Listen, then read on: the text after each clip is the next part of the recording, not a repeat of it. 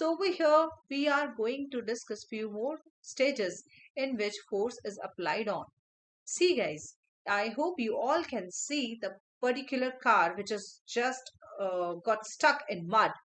And to take it out from that particular mud, there is a requirement of large rope which is being connected to another vehicle.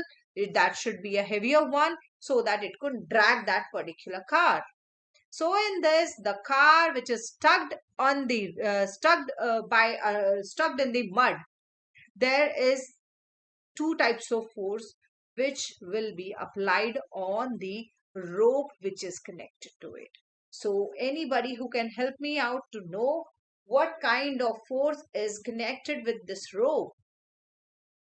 Yes, force is experiencing force is experienced by this rope which we call as tension, and that force which is going to be connected with this particular car, we will going to understand its variation and relationship, that whatever the rope is the force applied by the rope uh, a force applied by the rope on the car, that will be equivalent to the force applied by the car on the rope. Is that right? If I have a rope connected with a car, then the force applied by the rope by the car, force applied by the rope and force applied by the car will be equal. What kind of force I'm talking all about? See, I'm marking it here at this place as I got a blank slide over here. Can I mark it here? Suppose there is a car. Yes, guys, that's my small car, and by coincidence, it got stuck in mud. There is mud, marking this mud as brown color. So it has been just caught up in a mud. Okay, it got stuck here, and I have connected it with a rope. There is a rope connected with another vehicle. That's my another vehicle, that is a truck. Okay,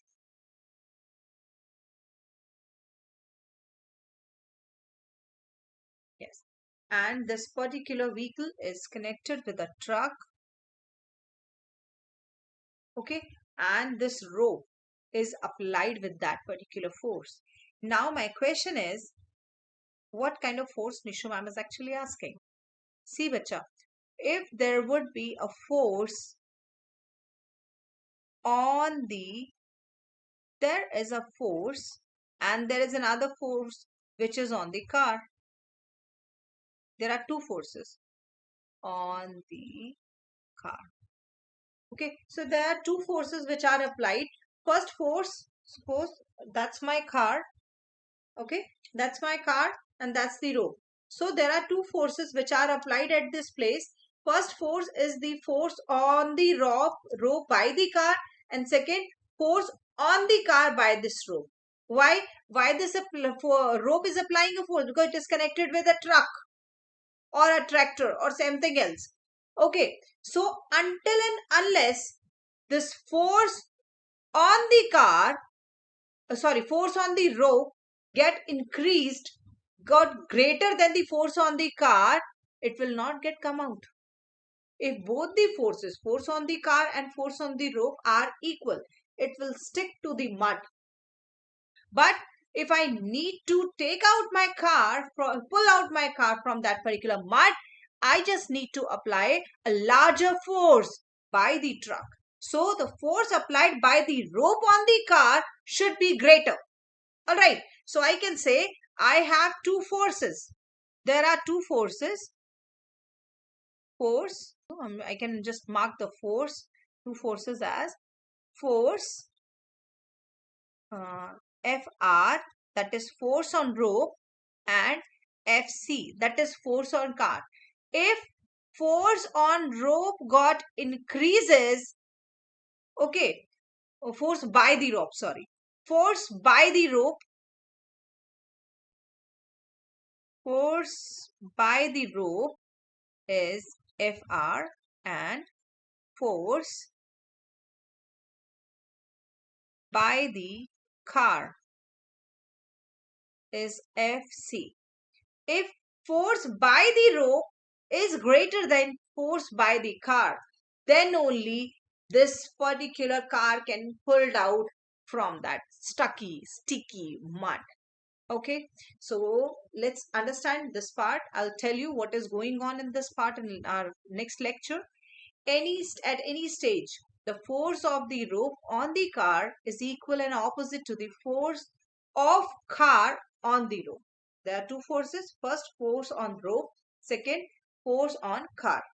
Okay, and equal and opposite to the force of car on the rope. So there are two forces, which is on the rope and which is on the car. So to pull the car out of the mud, the force of mud on the tractor needs to be greater.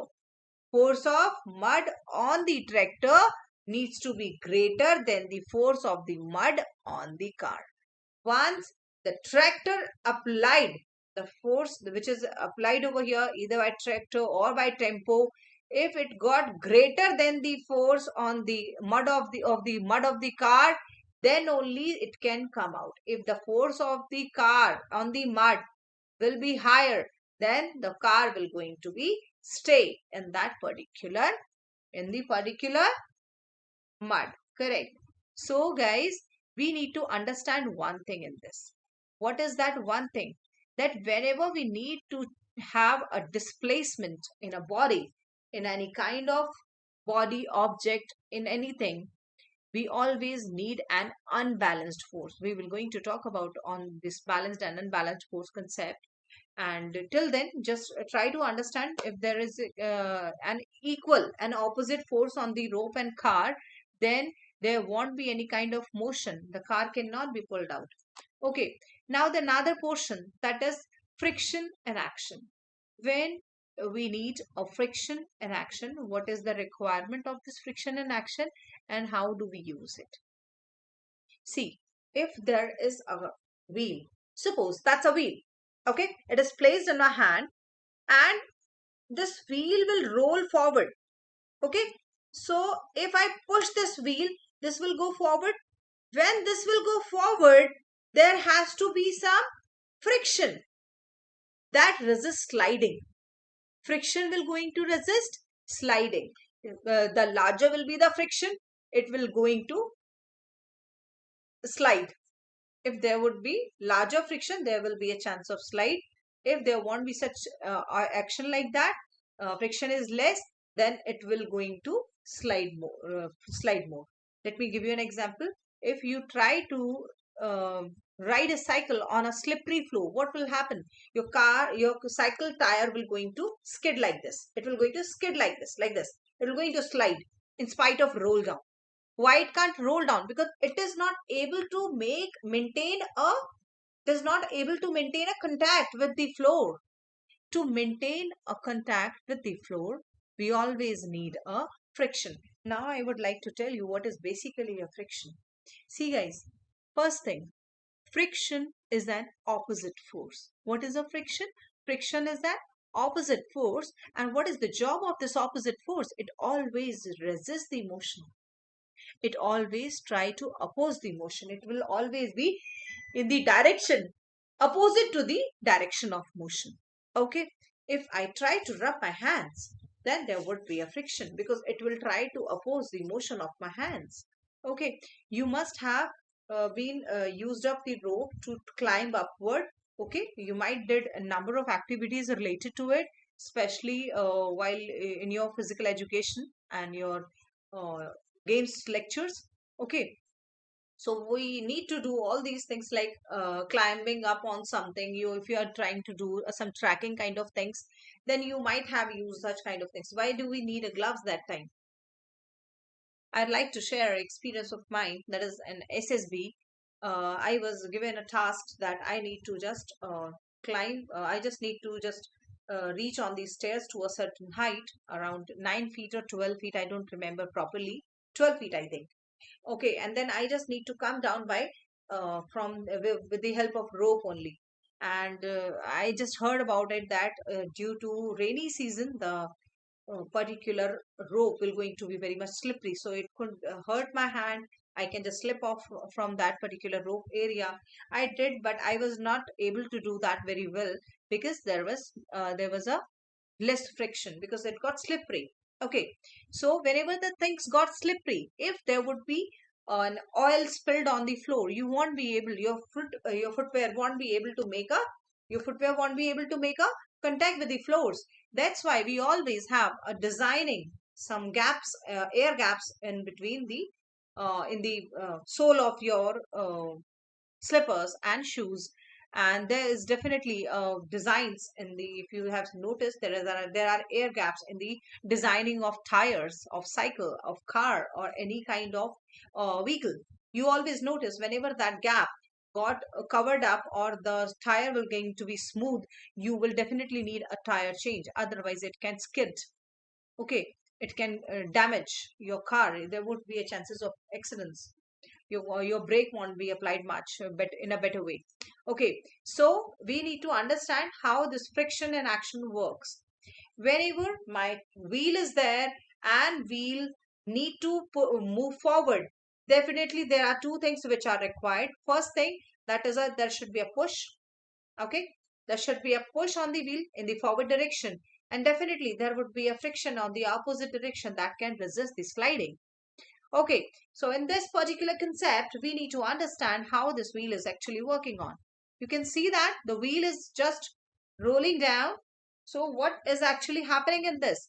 In this wheel working out, there is a frictional force. So guys, if you notice, in this particular wheel, there is this direction, there would be a friction. Okay, and for its movement, there must be some kind of forward force. Okay, force in forward direction, a push, I can say. Push is a better word for it. There is a requirement of push so that wheel can go forward. Okay. Second thing, there should be a friction in opposite direction that can oppose the sliding. If there won't be sliding, wheel definitely will going to rotate. If this won't be possible, please let me know. If there would be no any friction, what will be the result of it? The result of it would be, it will going to skid like this. It will going to skid like this. It will not going to slide. Oh, sorry, it will going to slide like this. It will not going to roll. But what is my requirement? I need it to be roll. And if I need a roll, I definitely need a sufficient amount of friction over there. For a sufficient amount of friction, you notice the roads on which you always travel, either it is a highway or any kind of perfect way, you can say this is the best highway to try to have a long ride. You will always notice that there are gappings on road. There are gappings in between them. They are not perfectly smooth. There are the large chances of friction on the road. Okay, but the floorings at your houses, okay, do you think you can drive your car over there? No, you cannot. Your car wheels can slide over there. They can get skid. Okay, so that's a very interesting question related to friction. And this is, I want to tell you how a car in a mud can work and how this friction can also work. So with this note, I would like to do some practice of questions. So let's see how much we can proceed with it. Okay, now in this, let's practice the question. The brakes of a moving car are applied. Describe the effect of braking force on the car. Now the question is, if I have applied a brake on the car, what will happen? There is a wheel and we have applied a brake on it. Up till now, the friction is working in this direction and push was there in this direction. What will happen when we apply a brake of on a brakes of a moving car as applied? What will the effect of braking force on the car? How will it react? See guys, in this, if you notice, when a force is applied to the brakes of vehicle, what will happen? There would be a work done by the friction between the brakes and the wheel. Okay, I hope you all have seen the brakes in cycle. What is going on? There are small rubber type of sockers on the wheel side. Okay, they are just like this. They used to keep it like this. They just hold it the wheel like this, and slowly they try to connect with it. They try to come closer with each other so that they can stop its motion. Okay, we cannot do just like we can just put a rod in it, and by inserting a rod we expect that we are going to stop. It can cause an accident. Okay, so whenever we need to apply the brakes, we always need to understand the concept of friction between the brakes and the wheel, and this reduces the kinetic energy of the vehicle. So what will happen? And slowing down, causing the temperature of brakes to increase. Let me tell you. Suppose these are the wheels, okay, and in these wheels there are the brakes. This is how it will going to work. These brakes will going to do what? Once I apply the brake, they will try to connect. They will try to come closer to the wheels, and they will apply a little small forces on it. So what will happen? There will be a friction, and when this friction will occur, it will going to reduce the velocity. It will not just stop the car. It will initially reduce the velocity. This is the right way of applying a brake, let me tell you. So we have just understand what is the concept of friction and action. We got that there is a driving force on a car, and this driving force in the car is the force that make it move, and that driving force can be called as engine force or motive force. But when the car moves forward, the force of friction of the road on the tire is in forward direction. Okay, force of friction of the road force of friction on the tire will be forward direction, and force of friction of the tire on the road is in reverse direction. If you notice, let me tell you one thing. If my wheel is going this direction, if my wheel is, suppose that's the road, okay, that's the road and that's the vehicle. So if you notice, what is the force of friction of this road?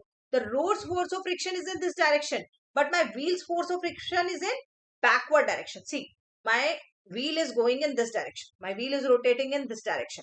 So the force of friction by the tire will be backward, and force of friction by the road will be in forward direction, like this wheel is rotating like this, and there will be its force of friction, and the road is going in this direction. Obviously you are moving. If you are just pushing it this way, friction will going to apply in this direction. So this is friction by, and what is that? This is friction by tire. Okay, so that's the friction by road, and that's the friction by tire. So what do you think? When we apply a brake, what will happen? When we apply the brake, my wheel, which is just moving in this direction, and it is applying a backward friction. It is applying a backward friction in this direction from downward. It is rotating like this. So definitely its force of friction is applying in this direction, and force of friction by the road will be in this direction. Okay, in this direction. So when we apply a brake, what will happen? The car wheel will slows down in rotation. Its rotation will going to be slows down. And if its rotation will going to be slows down, what will be the result?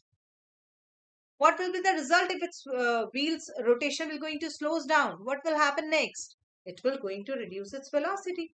And if its velocity will going to be reduced, its kinetic energy of the vehicle will going to reduce. It will going to slow it down. Once it going to slow it down, definitely there will be a rise in temperature. So that kinetic reduction in kinetic energy will going to increase the temperature, and thereby greater braking force produces a greater deceleration. Larger the braking force, larger you push the brake, larger will be the deceleration in the car. Initially, when I used to know if I need to stop my car at this particular point, then I'll try to reduce my velocity accordingly. I'll try to reduce my velocity accordingly once I try to reach nearby the place where I need to stop my car. But if I just got experience. A person, a car, a vehicle just in front of me and got stopped. I just need to apply the brake at once. So I need to do larger braking force I need to apply. So there will be a greater deceleration and hence my vehicle will going to slows down.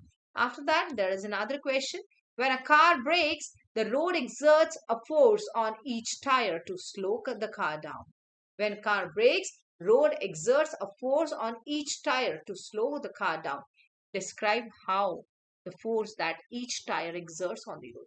Now we need to tell how the force that each tire exerts on the road. Now we got to know that the road exerts a force on each tire to slow the car down. We all know that the road is accelerating, actually a reason for decelerating, like deceleration. If we want to apply a velocity, we don't apply, we want keep our feet on the accelerator, our car goes slows down.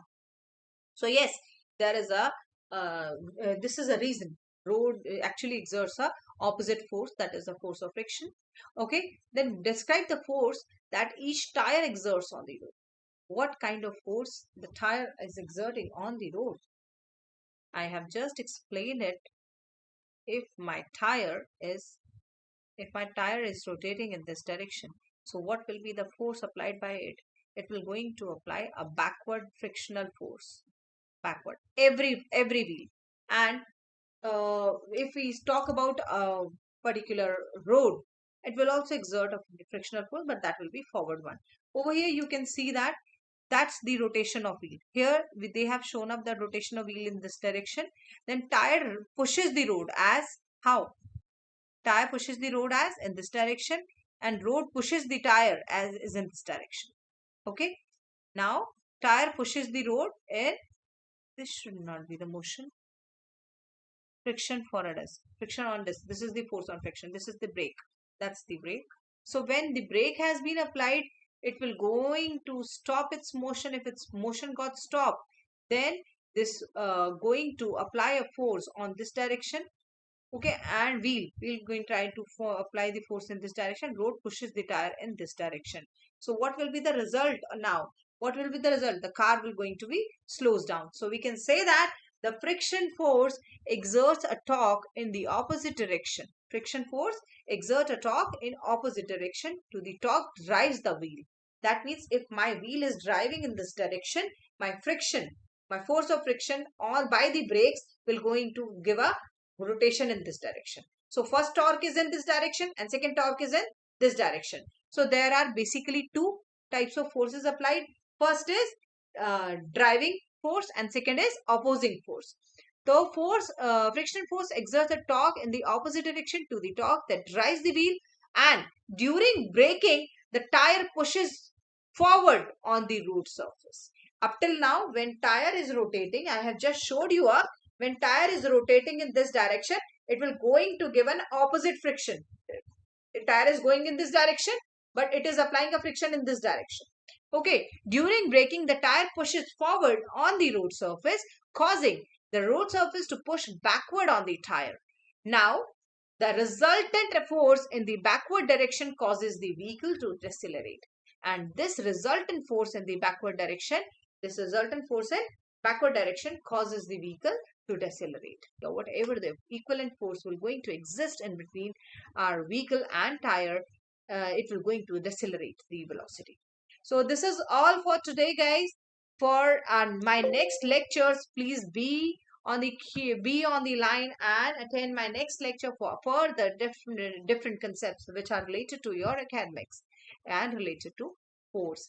We will actually going to discuss about Newton's first law of motion and force. Okay.